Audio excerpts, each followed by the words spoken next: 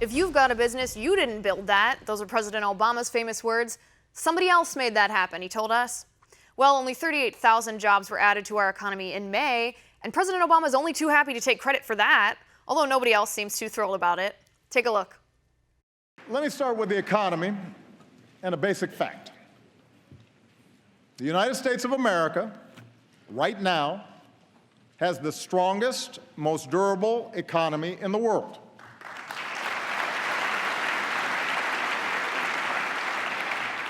We're in the middle of the longest streak of private sector job creation in history.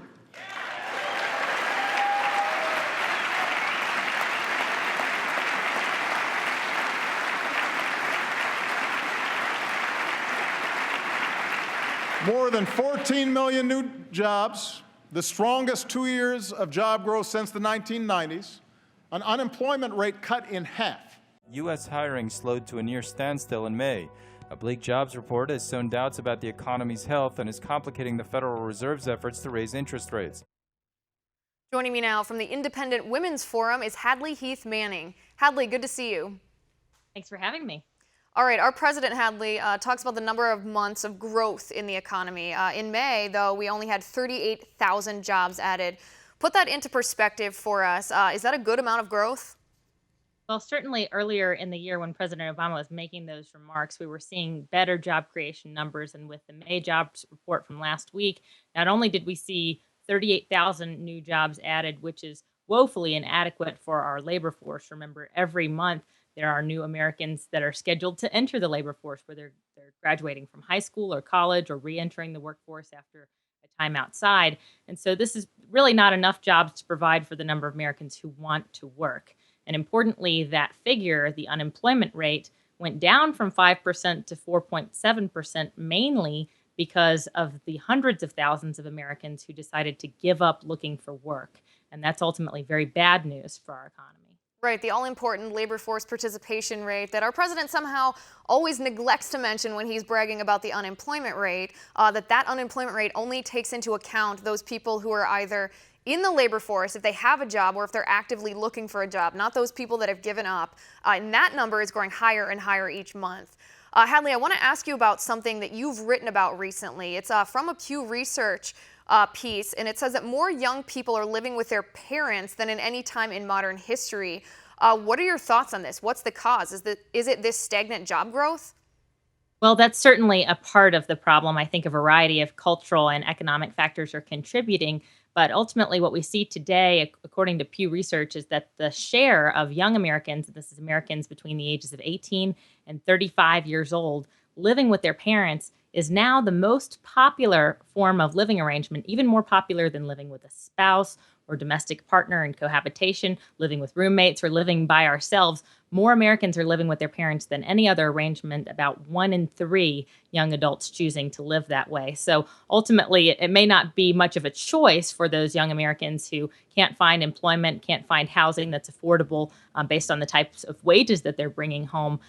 But a very important distinction between this report and the previous metrics we've seen in terms of young adults living arrangements is that there's been a dramatic decrease in the number of Americans under the age of 35 who are living with a spouse or domestic partner. So it's not just that more people are living with mom and dad, but significantly it is that fewer people are choosing to live in a married household. And that may also have some economic inputs, as many people want to get married when they feel that there's some kind of economic stability in their lives. And some young adults may even delay marriage due to the fact that they can't find promising work, or they don't feel that they're in a financial situation to enter a marriage. Right, and I think critics, too, would also point out that our generation as a whole, and I hate to stereotype, but it does exist, that our generation, the millennial generation, is rather entitled, and our parents are wealthier than any generation before them as a whole. So that entitlement, combined with the wealth of the previous generation, our parents, could play a factor into it, too, because why move out of a very comfortable situation where your lifestyle is mostly subsidized if it means moving into a very small, very cramped place where you're starting out on a shoestring and can't afford the luxuries that you want? Certainly, I think there are entitlement attitudes present in some people in every generation. There are certainly many hardworking millennials who might defy that stereotype. But one of the things that we don't talk about very often is that there's a mismatch between millennial men and millennial women in terms of their educational attainment and in terms of their economic prospects. We do hear a lot about the wage gap, how women don't make as much money as men. And certainly I would challenge that figure from the Department of Labor because it doesn't take into consideration many of the variables that determine our pay. But when it comes to college attendance and participation in the economy, young men have actually suffered very greatly since the Great Recession. And much of this is due to the shift in our economy away from sort of male-dominated industries like manufacturing and construction. When we see those industries hit hard, it's especially blue-collar young men who can't find the kind of work that allows for self-sufficiency.